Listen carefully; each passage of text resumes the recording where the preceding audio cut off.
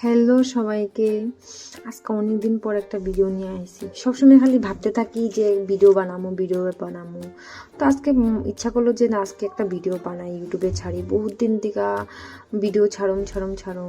খালি শুধু ভাবলে যে কিচ্ছু হয় না জীবনে। আমি দেখছি, আমি কোভিড থেকে ইউটিউবে একটা চ্যানেল খুলে রাখছি, ভাবছি ভিডিও ছাড়ুম, কিন্তু ওই ভাবতে গেল গিয়া দিন। এখন দেখি সবাই মিলে একটা না কেউ ভিডিও ছাড়তেই থাকে। তাই ভাবলাম আমি কি লিখে পারব না, আমিও একটু চেষ্টা করি, দেখি না, চেষ্টা করি একটা ভিডিও বানাইতে আরও মাথায় বহুত ভিডিও আসবো। তো এর লিগে আজকে ভাবছি যে না, ভিডিও একটা বানাই। আর এখন দুপুর ধর না 3:30 মান বাজে। আজকে দেরি করে সকালের খাওয়া হয়েছে, তো ভাবলাম দুপুরবেলা খাওয়াটা খিদা পাই না, অল্প দেরি করে খামো। তো ওইরকম করে 3:30 বেজে গেছে গিয়া। তো ওই এখন ভাবছি যে না, ভাতটা খাই আর একটা ভিডিওটাও বানাই। তো আজকে দুপুর একদম সিম্পল রান্না করছি, তোমরা দেখতে আসো ভিডিওর মধ্যে কি রান্না করছি।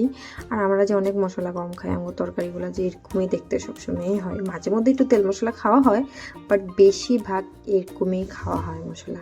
আর দেখো আম ঘরে বাচ্চাগুলা, আমার ভাসুরের ছেলে 2টা আর আমার ছেলে 1জন। তো ওই ওরা জুস খাইব। তো একটা অরেঞ্জ ছিল, ওই অরেঞ্জটা নিচে যে কাকিমণি জুস খামো।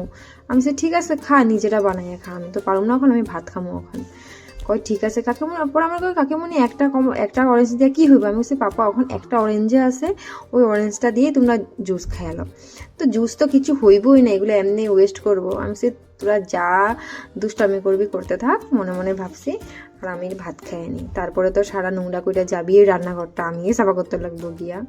তো এই ভাত খাইয়ে নিলাম। তারপরে এই যে দেখছো কি বললাম, অরেঞ্জ খাইয়া সারা অরেঞ্জ তো খাই নাই, সারা ওয়েস্ট করছে। এই যে দেখো জুস তো বার করতে পারে নাই, একটা ছোট্ট কমলা দিয়া কি জুস হইব।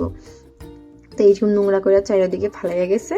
এখন এগুলো আমি সব গুছাবো, এগুলো সব গুছাইয়া বাসন ধুইয়া যেমন গিয়ে পরে